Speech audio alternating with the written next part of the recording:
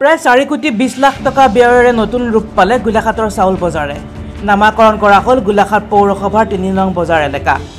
স্বাধীনতা দিৱসৰ দিনা বন্তি প্ৰজ্বলন আৰু ফিটা কাটি এই আটকধুনীয়া নৱনিৰ্মিত বজাৰ গৃহ মুকলি কৰে গোলাঘাট সমষ্টিৰ বিধায়িকা তথা ৰাজ্যৰ বিত্তমন্ত্ৰী অজন্তা নেওগে।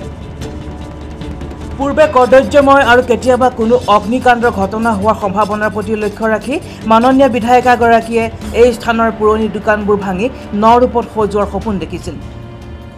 তেখেতৰ সপোন আৰু গোলাঘাট পৌৰসভাৰ নেৰানেপেৰাৰ প্ৰচেষ্টাত এই স্থান বৰ্তমান গঢ় লৈ উঠিল দুমহলীয়া বজাৰ গৃহ। গোলাঘাট পৌৰসভাৰ 14দশ আৰু 15দশ বিত্তীয় আয়োগৰ পুঁজিৰে নিৰ্মাণ কৰা হৈছে এই বজাৰ গৃহ। বিধায়িকা তথা মন্ত্ৰী অজন্তা নেওগে ভাষণ প্ৰসংগত কয় যে চাফ চিকুণতাৰ ক্ষেত্ৰত গোলাঘাট পৌৰসভা কঠোৰ হ'ব লাগিব। লগতে তেখেতে কয় যে ফুটপথবোৰ খোজকাঢ়িবৰ বাবে বনোৱা হৈছে, কিন্তু কিছু লোকে এই ফুটপথবোৰ দখল কৰি অবৈধভাৱে ব্যৱসায় কৰিবলৈ আৰম্ভ কৰিছে। আজি আপোনালোকে মুখ্যমন্ত্ৰী ডাঙৰীয়াৰ কামখিনি আপোনালোকে দেখিছে। আজি অসমত উচ্ছেদ হৈছে।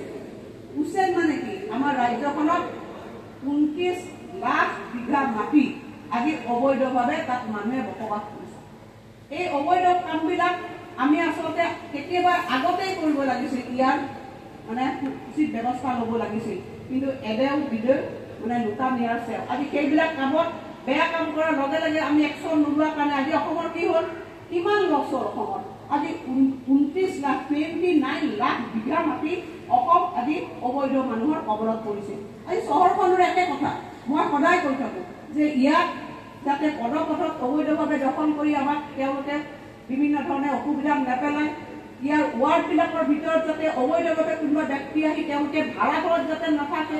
পৌৰসভাৰ দায়িত্ব যে কোন ব্যক্তিয়ে কোন ভাড়াঘৰত তেওঁলোকে আছে সেইবিলাকৰো তেওঁলোকৰ নাম ঠিকনা ফটোগ্ৰাফ নিয়মীয়াকৈ তেওঁলোকে ৰাখিব লাগে।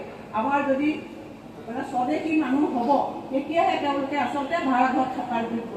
3 মাহে তেওঁলোকক অবৈধভাৱে থকা মানুহবিলাকক পৌৰসভাই চাব লাগে। নহ'লে ভিতৰৰ এলেকাবিলাকত আমি হয়তো নজনাকৈ কিবা এটা বহুতো মানে উৰিয়াম ভাৱ চাগে ভিতৰত ধৰিছে, আমি গমেই নাপাওঁ। গতিকে এই কথাবিলাক চোৱাৰো আমাৰ দায়িত্ব সকলো সদস্যৰ আছে। এইখন গোলাঘাট, আমি ইয়াতে জন্মগ্ৰহণ কৰিছোঁ, আমি ল'ৰা ছোৱালীক লৈ পোহপাল দিছোঁ, আমাৰ সা সম্পত্তি ইয়াত আছে, কিন্তু এইখন গোলাঘাটত আপোনালোকে দেখিব পিপুল মাৰ্ডাৰৰ নিচিনা ভয়ংকৰ কাণ্ড ইয়াত কৰি গৈছে। আজি এখন শান্তিপূৰ্ণ নগৰত যাতে আমি থাকিব পাৰোঁ সেই কথাটো চোৱাৰ আমাৰ সকলোৰে দায়িত্ব আছে। নহ'লে এদেও দুদেও লোটামি আছে। আজি ড্ৰাগছৰ বেপাৰ নগৰত বহুত বৃদ্ধি হৈছে। আমি ৰাতি কেতিয়াবা মই নিজে দেখিছোঁ কিছুমান এলেকাত এতিয়াও ড্ৰাগছৰ ঘাটি আছে।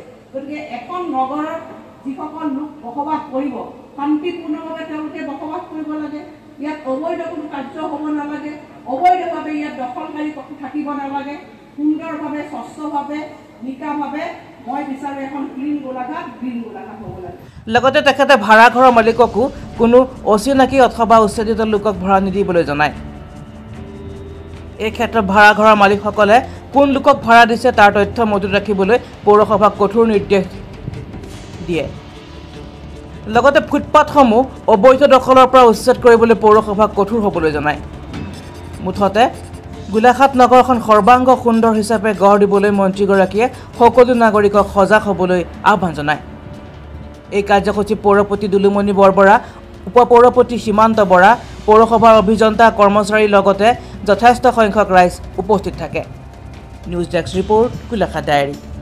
আমি সকলোৱে আনন্দিত হৈছোঁ যে এই অঞ্চলত এটা জৰাজীৰ্ণ এখন চাউল মাৰ্কেট আছিলে, আৰু মই যেতিয়া স্বচক্ষে যোৰহাটত মানে তেওঁলোকৰ চক বজাৰখন জ্বলি উঠা দেখিছিলোঁ, এতিয়া এই চাউল মাৰ্কেটখনৰ তেতিয়া মোৰ ভয় লাগিছে যে এইখনো চাগে ভৱিষ্যতে তেনেকুৱা ধৰণৰ মানে এটা দুৰ্ঘটনা হ'ব পাৰে। তাৰপিছত আমি গোটেই পৌৰসভাৰ সকলো সদস্যই এটা সিদ্ধান্ত ল'লোঁ যে চাউল মাৰ্কেটখন আমি নতুনকৈ নিৰ্মাণ কৰিব লাগে। ইয়াত যিসকল ব্যৱসায়ী বহি আছিলে তেখেতসকলকো আমি আহ্বান জনালোঁ, সকলোৱে তাত সঁহাৰি জনালে। আৰু আজি আপোনালোকে দেখিছে আগৰ পুৰণা ব্যৱসায়ী সকলোৱে ইয়াত দোকান তেওঁলোকে লৈছে আৰু সুন্দৰভাৱে ইয়াত নিৰ্মাণ হৈছে, টয়লেটৰ ব্যৱস্থা আছে। মই সকলোকে আহ্বান জনাম যাতে এখন মডেল মাৰ্কেট হিচাপে চাফ চিকুণ সুন্দৰকৈ তেওঁলোকে ৰাখে।